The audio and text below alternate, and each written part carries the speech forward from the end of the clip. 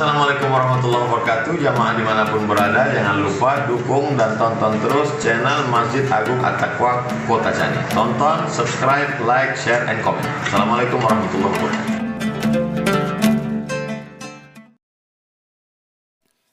Alhamdulillah, wassalatu wassalamu ala sayyidina rasulillah wa ala alihi wa sahbihi wa mawalah. Ashhadu an la ilaha illallah wahdahu la syarikalah wa ashhadu anna Muhammadan abduhu wa rasuluh la nabiyya ba'dah. Allahumma salli ala sayyidina Muhammad wa ala alihi wa sahbihi wa barik wa sallim. Amma ba'du fa ya ibadallah, ittaqullaha haqqa tuqatih wa la tamutunna illa wa antum muslimun. Faqala Allah Ta'ala fi kitabihil karim, a'udzu billahi minasy syaithanir rajim. Bismillahirrahmanirrahim. Ahasiban nasu ayyutraku ayyaqulu amanna wa hum la yuftanun. Shadaqallahul azim. Saudara-saudara kaum muslimin jamaah Jumat rahimakumullah.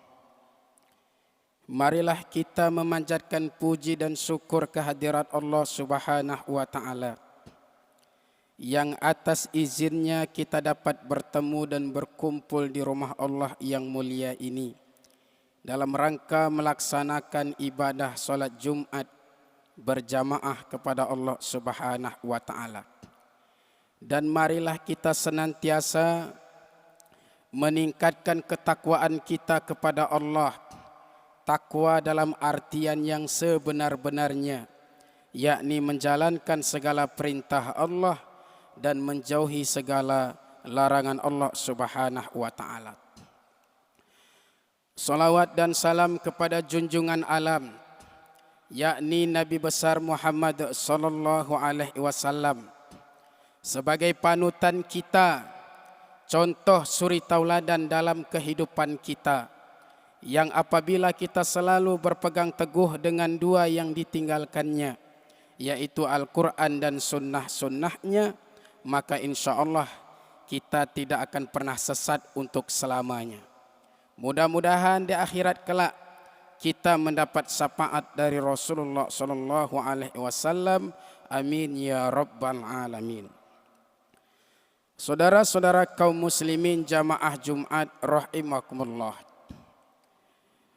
Kebiasaan manusia merasa dicintai oleh Allah Subhanahu wa Ta'ala ketika ia mendapatkan kenikmatan ataupun kebahagiaan. Ketika seseorang naik pangkat, dia merasa Allah cinta kepada dia. Ketika seseorang bertambah gajinya, dia merasa semakin cinta Allah kepadanya. Dan semakin mendapatkan nikmat yang besar, dia akan merasa dicintai oleh Allah Subhanahu wa Ta'ala. Begitupun sebaliknya, kebiasaan kita manusia merasa dibenci atau tidak disukai oleh Allah ketika mendapatkan suatu yang tidak menyenangkan hati kita.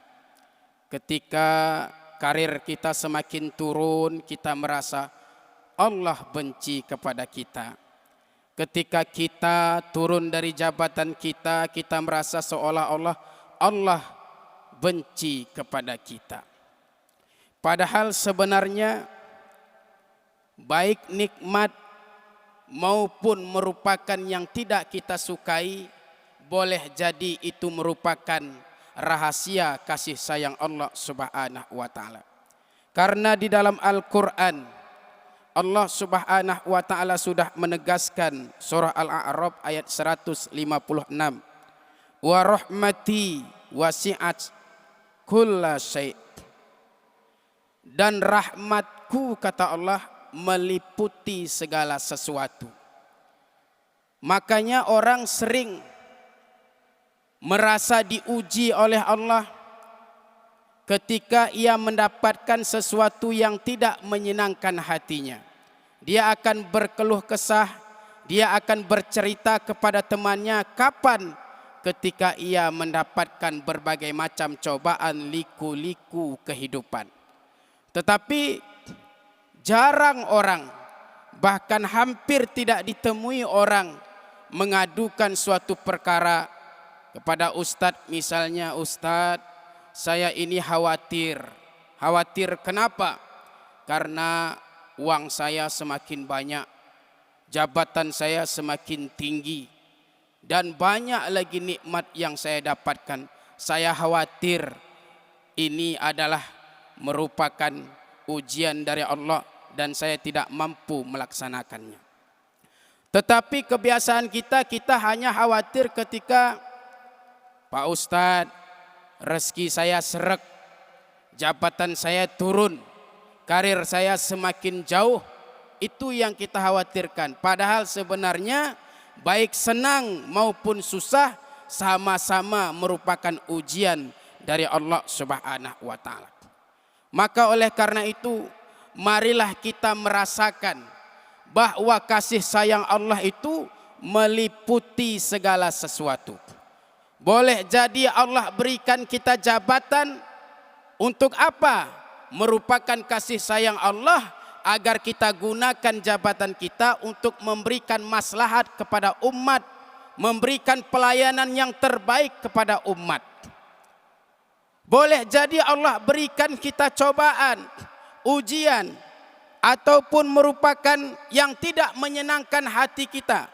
Turun jabatankah kita, rezeki harta kita semakin kurang dan lain sebagainya. Boleh jadi itu pun bentuk kasih sayang Allah. Kenapa?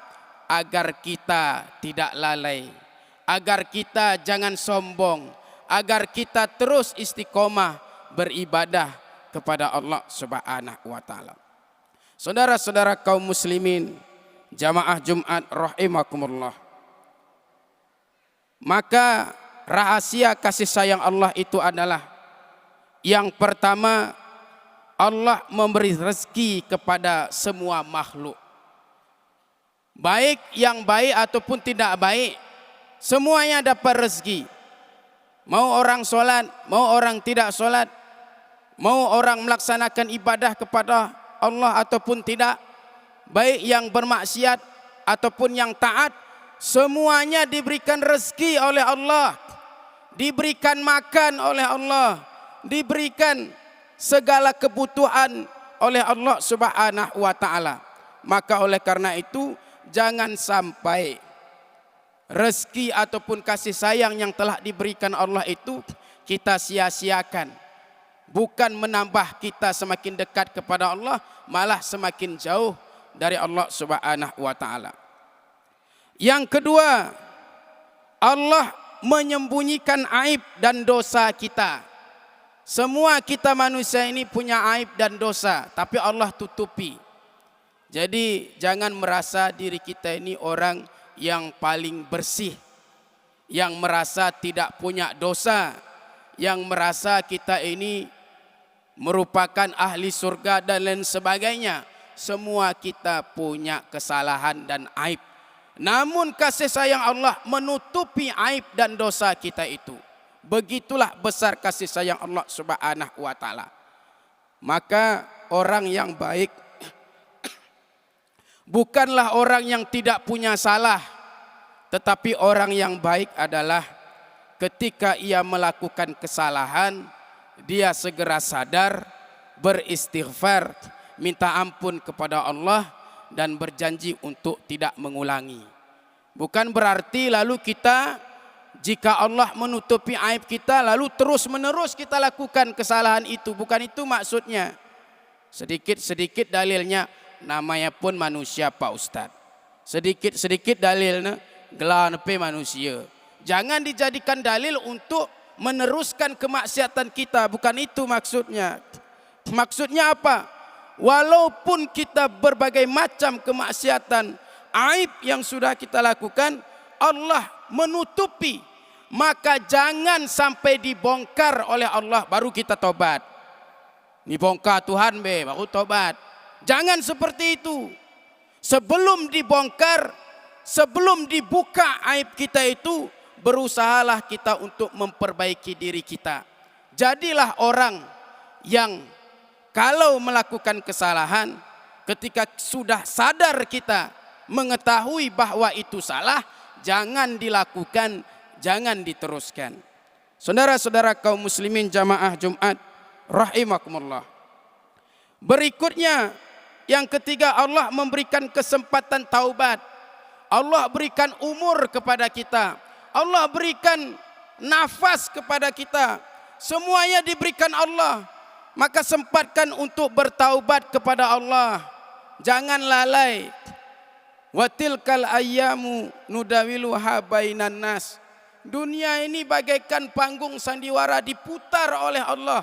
Ada kalanya kita di atas, ada kalanya kita di bawah. Ada saatnya kita lahir ke dunia ini, ada saatnya kita akan kembali kepada Allah Subhanahu wa taala. Dan kembali kepada Allah itu bukan akhir kehidupan. Banyak orang bunuh diri gara-gara salah paham. Dia sangka dengan bunuh diri selesai urusan. Enggak. Justru dengan membunuh diri itu akan membuka permasalahan yang sesungguhnya. Maka dunia ini sebenarnya enggak ada apa-apanya dengan akhirat. Dunia ini kecil saja sebenarnya. Dunia ini hanya panggung sandiwara saja. Maka oleh karena itu kita sedang diuji oleh Allah. Mampukah kita ketika diuji dengan nikmat ataupun dengan yang tidak kita sukai, tetap istiqomah di jalan Allah Subhanahu wa taala. Maka jamaah Jumat yang dirahmati Allah Subhanahu wa taala, mari kita perbaiki diri kita. Dunia ini bukan tempat tinggal. Dunia doyukah tading kita. Dunia ini akan kita tinggalkan. Cepat atau lambat, mau tidak mau, suka tidak suka, kita ini bakalan mati. Bahkan kalau kita ditanya mau berapa tahun sebenarnya kita hidup di dunia ini. 3 tahun kinate kita geluh di dunia ini.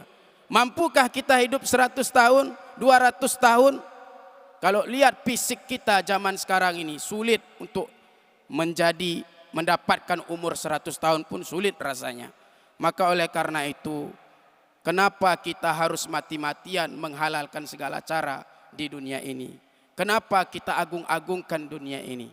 Maka oleh karena itu jamaah sekalian, marilah kita sadar bahwa dunia ini bukan tempat tinggal kita. Dunia ini adalah tempat kita singgah untuk mempertanggungjawabkan kelak di hadapan Allah Subhanahu wa taala. Mumpung masih hidup, mumpung masih ada kesempatan, mumpung kalau ada jabatan, mumpung kalau ada yang kita pegang untuk kemaslahatan, maka gunakan dengan sebaik-baiknya. Saudara-saudara kaum muslimin, jamaah Jumat rahimakumullah. Yang terakhir, Allah mengampuni lebih dari sekedar menghukum. Jadi rahmat Allah itu sangat luar biasa. Allah itu bagaimanapun kita jahilnya, bagaimanapun banyak dosa kita, Allah akan ampunkan. Yang penting pot tobat, lah petendel. Selalu merasa so hebat. Agana dunia ini setuhuna. Sangkanya dunia ini adalah akan kekal selamanya. Sama sekali tidak. Dunia ini akan kita tinggalkan. Orang kaya tidak akan memperlambat kematiannya. Dan orang miskin pun tidak akan mempercepat kematiannya. Kaya maupun miskin sudah ditentukan batas waktu yang telah Allah tentukan. Maka oleh karena itu, marilah kita kembali ke jalan Allah Subhanahu wa taala untuk memperbaiki diri. Dan alhamdulillah, di bidang pemerintahan kita sedang menggalakkan yang namanya untuk mencegah ataupun memerangi yang namanya narkoba. Narkoba ini memang sangat merajalela di Kutacani ini. Mudah-mudahan ini betul-betul diberantas, diburu. Sering kami sampaikan di mimbar-mimbar. Untuk memberantasnya, kami ini kan cuma ngomong sebenarnya. Kalau disuruh untuk memberantas tidak bisa kami. Karena wewenang kami hanya untuk ngomong. Yang memberantasnya adalah pihak penegak hukum yang sudah diberikan amanah dan itu akan dipertanggungjawabkan di hadapan Allah. Tutup, betul-betul dijaga perbatasan, betul-betul sebenarnya. betul-betul jaga perbatasan, jangan sampai masuk narkoba ke Aceh Tenggara. Itu dulu yang dipastikan. Pastikan baik perbatasan di Leuwi Pakam sana maupun perbatasan di daerah Ketambe sana betul ditutup. Jangan masuk narkoba. Itu yang pertama yang kami sampaikan. Betul ditutup, betul. Jangan kadang tutup, kadang buka misalnya. Jadi tutupnya tuh memang betul rapat ditutup. Nah, itu adalah yang harus dilaksanakan dari pihak penegak hukum. Dan kita semua harus bekerja sama. Kita sebagai orang tua awasi anak-anak kita, jaga anak-anak kita. Kami sebagai mubaligh menyampaikan bahwa narkoba itu bahaya, narkoba itu hanya merugikan diri dan lain sebagainya. Itu yang pertama, betul tutup, betul memang ditutup. Jangan masuk narkoba ke Aceh Tenggara. Yang kedua, yang sudah terlanjur masuk ditangkapi. Jangan sebagian ditangkap, sebagian enggak misalnya. Jangan seperti itu. Tangkapi terus, betul. Tokeh-tokeh besarnya itu. Siapa yang jadi backing, tangkap terus. Baik kecil, baik tokeh besar, tangkap terus. Kalau memang mau kita seperti itu insya Allah. Dan kita sebagai orang tua, apapun profesi kita, jaga diri kita, jaga keluarga kita. Jangan sampai kena narkoba. Mudah-mudahan kita doakan pemerintah kita diberikan kemampuan, diberikan kesehatan zahir batin oleh Allah Subhanahu wa taala untuk betul-betul memerangi dan menghilangkan ataupun mengusir narkoba dari Aceh Tenggara ini. Insya Allah kalau narkoba betul-betul tidak ada lagi di Aceh Tenggara, maka insya Allah kebaikan dan keberkahan pun akan banyak turun. Dan di bidang sosial pun banyak.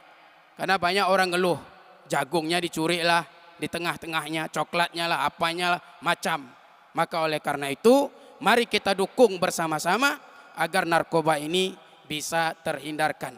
Agar kasih sayang Allah akan turun kepada kita semua, sehingga kita mendapatkan kebahagiaan dunia dan akhirat insyaallah. Amin ya rabbal alamin. Barakallahu li wa lakum fil Qur'anil azim wa nafa'ani wa iyyakum bima fihi minal ayati wa zikril hakim wa taqabbal minni tilawatahu innahu huwal ghafurur rahim.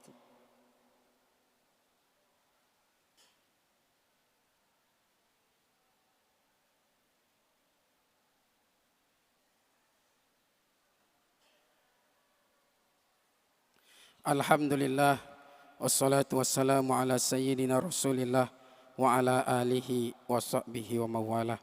Asyhadu an la ilaha illallah wahdahu la syarikalah wa asyhadu anna Muhammadan abduhu wa rasuluh la nabiyya ba'dah. Allahumma salli ala sayyidina Muhammad wa ala ali sayyidina Muhammad kama sallaita ala sayyidina Ibrahim wa ala ali sayyidina Ibrahim wa barik ala sayyidina Muhammad wa ala ali sayyidina Muhammad kama barakta ala sayyidina Ibrahim wa ala ali sayyidina Ibrahim fil alamin innaka Hamidum Majid. Amma ba'du fa ya ibadallah ittaqullaha haqqa tuqatih wa la tamutunna illa wa antum muslimun. Faqala Allah ta'ala fi kitabihil karim a'udzu billahi minasy syaithanir rajim. Bismillahirrahmanirrahim. Innallaha wa malaikatahu yusholluna 'alan nabi ya ayyuhalladzina amanu shallu 'alaihi wa sallimu taslima. Allahumma ighfiril mu'minina wal mu'minat wal muslimina wal muslimat al ahya'i minhum wal amwat innaka 'ala kulli syai'in qadir. Nawwir qulubana ya Allah ka qalbi rasulika ya Allah. Rabbana zalamna anfusana wa illam taghfir lana wa tarhamna lanakunanna minal khasirin.